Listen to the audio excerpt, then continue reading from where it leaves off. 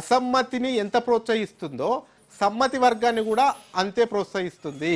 అనుకూలమైనటువంటి వాళ్ళను ఏ రకంగా ఎంకరేజ్ చేస్తారో కాంగ్రెస్ పార్టీలో, అనుకూలంగా లేనిటువంటి వాళ్ళని కూడా అంతే రకంగా ఎంకరేజ్ చేస్తారు. ఎందుకంటే అనుకూలంగా ఉన్నటువంటి వాళ్ళు ఎట్లాగూ రిపోర్ట్ ఇవ్వరు, ప్రభుత్వాన్ని బదనం చేయాలనుకోరు.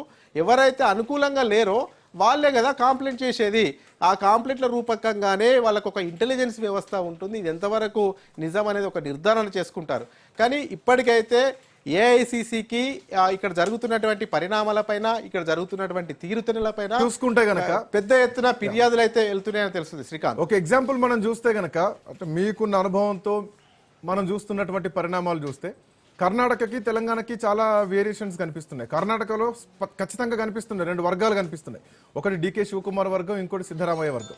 బట్ తెలంగాణకు వచ్చేసరికి మాత్రం పాత కాంగ్రెస్ నాయకులంతా కూడా ఎన్ని అవమానాలు జరిగినా, ఎన్ని మాటలు వచ్చినా, ఎన్ని కథనాలు వచ్చినా మౌనంగానే ఉంటున్నారు. ఒకటి, ఎవరు ఏఐసిసికి వెళ్ళి కంప్లైంట్ చేసేటువంటి ప్రయత్నం కూడా చేయట్లేదు. ఏఐసిసి కూడా పెద్దగా రియాక్ట్ అవ్వట్లేదు. అంటే ఎవరు ఎవరి చేతుల్లో ఉన్నారు, ఎవరు ఎవరిని రూల్ చేస్తున్నారు అన్నటువంటి ప్రశ్న కూడా కనిపిస్తోంది. మోరోవర్ రాబోయేటువంటి ఈ సంవత్సరం రాబోయేటువంటి 5 రాష్ట్రాల ఎన్నికలు ఎవరి డైరెక్షన్లో జరగబోతున్నాయి, ఎవరు నడిపించబోతున్నారు, కేంద్రాన్ని ఎవరు నడిపిస్తున్నారు అన్నటువంటి ప్రశ్న కూడా ఇక్కడ కనిపిస్తోంది. ఈ అసలైన కాంగ్రెస్ నాయకులు సైలెన్స్గా ఉంటే ఎట్లా చూడొచ్చు ఈ అంశాన్ని? అయితే ఇప్పుడు కూడా మనం అర్థం చేసుకోవాల్సిన విషయం ఏంటంటే, కర్ణాటక కూడా 2.5 సంవత్సరాల పాలన లోపటి వరకు కూడా కర్ణాటకలో కూడా ఎలాంటి విభేదాలు కనబడలేదు. అయితే 2.5 సంవత్సరాల తర్వాత ఒక అంతర్గత ఒప్పందం ప్రకారము ఇప్పటివరకు సిద్ధరామయ్య ఉన్నాడు. ఆ తర్వాత 2.5 సంవత్సరాలు డీకే శివకుమార్కి ఇవ్వాలి. ఇప్పుడు డీకే శివకుమార్ పీసీసీ అధ్యక్షుడిగా ఉన్నారు. ఎన్నికల ముందు కూడా పీసీసీ అధ్యక్షుడిగా ఉన్నారు. ఎన్నికల తర్వాత ఆయనకు సీఎం పదవి కోరుకున్నాడు, కానీ సీఎం పదవి ఇవ్వలేదు. పీసీసీ అధ్యక్షుడు ఉంటూనే కంటిన్యూగా డిప్యూటీ సీఎం ఇచ్చారు. అయితే ఇప్పుడు 2.5 సంవత్సరాల తర్వాత ఆయన ముఖ్యమంత్రి పీఠం పైన మనసు పరేసుకున్నారు.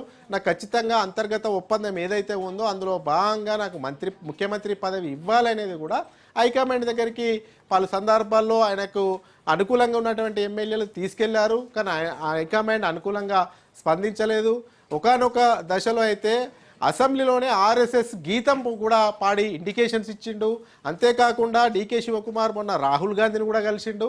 కానీ ఎక్కడ కూడా ఆయనకు సానుకూల వాతావరణం కనబడతలేదు. సిద్ధిరామయ్య కంటిన్యూ కావాలని హైకమాండ్ ఆలోచన చేస్తున్నట్లున్నది. ఈ యొక్క నేపథ్యంలోనే ఇక డీకే శివకుమార్ చేసేది ఏమి లేక సిట్రైట్గా ఉన్నా కానీ అక్కడ అంతర్గతంగా కుమ్ములాటలు జరుగుతున్నాయి, బహిరంగంగానే బయటకు వస్తూ ఉన్నారు. అంతేకాకుండా ఏ సందర్భంలో ఏం జరుగుతుందో తెలియని వాతావరణం అయితే ప్రస్తుతం కర్ణాటకలో నెలకొందని చెప్పుకోవచ్చు. అదేవిధంగా తెలంగాణలో కూడా ప్రభుత్వం ఏర్పడి 2 సంవత్సరాలు అయింది. ఇంకా 3 సంవత్సరాల కాల వ్యవధి ఉంది. ఈ 2 సంవత్సరాల్లోనే ఎందుకు బయటకు రావాలి, ఎందుకు డిస్టర్బెన్స్ చేసుకోవాలి? ఎందుకంటే కాంగ్రెస్ కూడా బోటీ మెజార్టీతోనే అధికారంలోకి వచ్చింది, 64 సీట్లు సంపాదించింది. అది సిపిఐ ఒకటి, మొత్తం కలుపుకుంటే 65. ఇప్పుడు పైన 10 మంది ఎమ్మెల్యేలు మేము అసలు కాంగ్రెసే కాదు, మా బీఆర్ఎస్ఏ అనేది కూడా వాళ్ళు చెప్తున్నటువంటి పరిస్థితి. ఈ యొక్క నేపథ్యంలో ఇప్పుడు అంతర్గత కుమ్ములాటలతో బయటకు వచ్చి రగిలిపోయి ఒకరిపైన ఒకరు విమర్శలు చేసుకొని ఆ మంత్రి పని చేస్తలేడని ఈ మంత్రి పని సరిగా పని చేస్తలేడని ఆ మంత్రి పైన విమర్శలు చేసుకోవడం, ఫిర్యాదులు ఇవ్వడము, అదేవిధంగా అంతర్గతంగా బహిరంగంగా బయటికి రావడము, తద్వారా ఓవైపు పార్టీకి నష్టం జరుగుతుంది, మరోవైపు ప్రభుత్వానికి నష్టం జరుగుతుంది. మరి రానున్న రోజుల్లో కూడా మళ్ళీ ప్రజలు నమ్మకుండా అవుతారు. ఈ యొక్క నేపథ్యంలోనే ఇక్కడ సైలెంట్గా ఉన్నారని మనం అర్థం చేసుకోవచ్చు. కొన్ని రోజుల తర్వాత ఇంకొక 6 నెలల్లో 3 నెలల్లో ఆ తర్వాత మెల్లమెల్లగా వీళ్ళ దగ్గర ఉన్నటువంటి అంతర్గత విభేదాలు కూడా బయటకు వస్తాయి. ముఖ్యంగా మీరు అన్నట్టు పాత కాంగ్రెస్ సీనియర్ నేతలు అయితే ఖచ్చితంగా వాళ్ళకు ఉంది. మేము సీనియర్లో ఉన్నాము, మొదటి నుంచి కాంగ్రెస్లో ఉన్నాము, 30-40 సంవత్సరాల నుంచి పార్టీకి సేవలు అందించాము.